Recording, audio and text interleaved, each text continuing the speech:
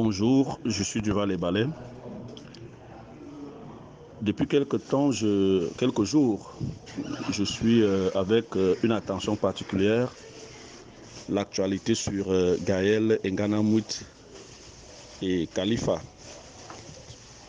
En réalité, ce que vous devez comprendre et que je veux partager avec vous, c'est que ce que vous vivez actuellement au Cameroun, c'est la phase de promotion et de vulgarisation de l'homosexualité.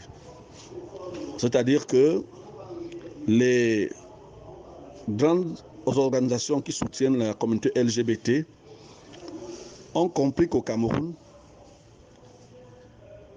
pour faire entrer cette chose, il faut, n'est-ce pas, travailler nos mentalités. Et travailler nos mentalités, c'est de nous habituer à ces choses-là, que ces choses deviennent vulgaires. Et comme ça, facilement, ça ne va plus nous gêner de voir un homme avec un homme, une femme avec une femme. Lorsque j'ai parlé ici du drapeau LGBT que Captel a placé partout, d'aucuns m'ont traité de tout. Mais nous sommes là dans une suite logique d'une campagne promotionnelle bien orchestrée, n'est-ce pas, par des grandes organisations qui soutiennent la communauté LGBT. Qu'est-ce que je veux que vous compreniez par là? Nous sommes à quelques mois de la CAN. Ils savent que toute l'attention est portée vers tout ce qui concerne le football, ses acteurs, les résultats, les équipes.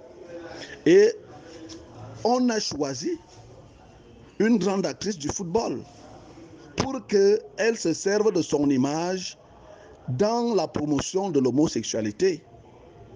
Et tout ce que je vais demander à Gaël Nganamouit, c'est de dire aux Camerounais combien ces organisations lui ont donné, parce qu'elle a touché un gros chèque pour ça, pour laisser son image comme ça là. C'est pas un hasard, les amis, c'est pas un fait de hasard. Tout ce que vous voyez là n'est pas un fait de hasard. Souvenez-vous qu'à l'époque, ces ONG, ces organisations qui soutiennent les communautés LGBT, voulaient passer par certains avocats au Cameroun où on parlait qu'on avait par exemple cité l'Union européenne qui aurait à l'époque débloqué beaucoup de centaines de millions vers une célèbre avocate de chez nous pour faire la promotion de cette histoire-là. Et cet argent avait été bloqué, d'après ce qu'on nous a dit.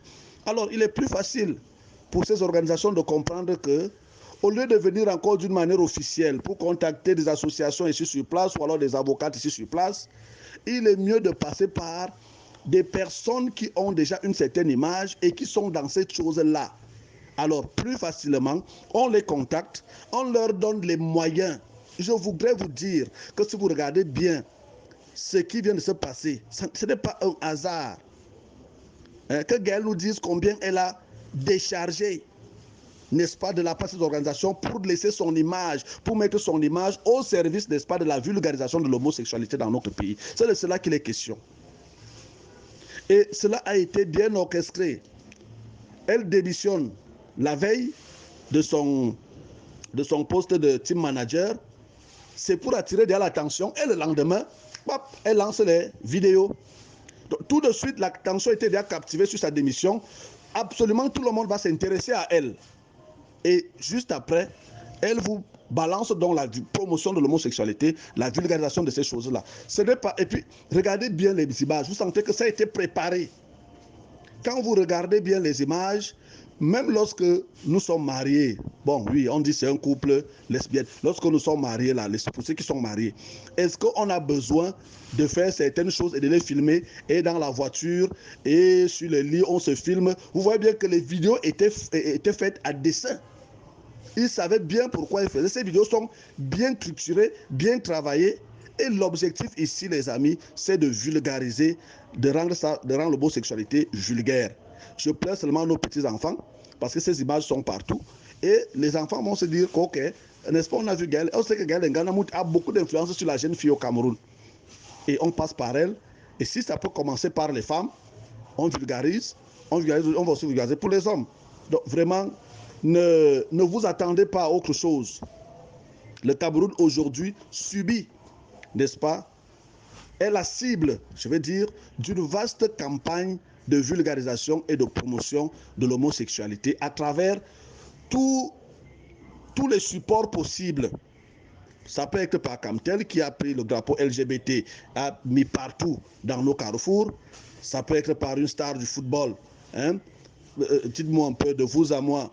Même dans les pays où l'homosexualité est légalisée, où les gens se marient même, connaissez-vous des stars de sport ou de football ou des autres sports qui arrivent à ce niveau-là, hein?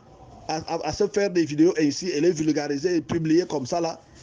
Non, c'est juste pour nous amener à vivre, à accepter vivre avec ces gens, accepter vivre avec cette chose qui constitue un délit. Je voudrais terminer en vous rappelant que cette affaire est condamnée dans notre pays par l'article 347 bis. Le président Biya a doublé. Voilà. Donc, et vous savez déjà, normalement, ce qui doit être fait du moment où, n'est-ce pas, on a des choses comme ça. La vulgarisation, l'homosexualité chez nous est considéré comme un délit ou un crime. Donc, lorsqu'on vulgarise, ça veut dire qu'on fait la promotion d'un crime, d'un délit. Ceux qui doivent faire ce qu'ils ont à faire, on attend qu'ils fassent ce qu'ils ont à faire. Voilà, c'est ce que j'avais à dire comme avis, n'est-ce pas, dans cette affaire qui fait les choux gras un peu partout. Merci.